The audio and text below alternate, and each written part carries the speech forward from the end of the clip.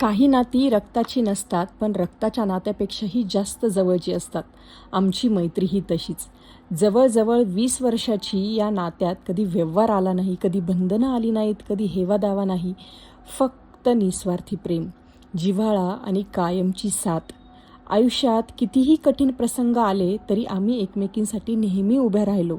न बोलताही मन समजून घेणारी माणसं आयुष्यात असणं हेच खरं भाग्य असतं. त्या दोघी गावात राहिल्या, मी पुण्यात आले, पण अंतराने आमच्या मैत्रीत कधी दुरावा आणला नाही. वेळात वेळ काढून भेटणं, एकमेकींकडे जाणं, सुखदुःख वाटून घेणं आजही तितकंच मनापासून सुरू आहे.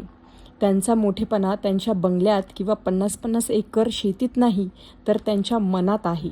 इतकं सगळं असूनही कधी गर्व नाही, दिखावा नाही. उलट मी दूर राहते म्हणून आजही माझ्यासाठी काही ना काही प्रेमाने पाठवत राहतात.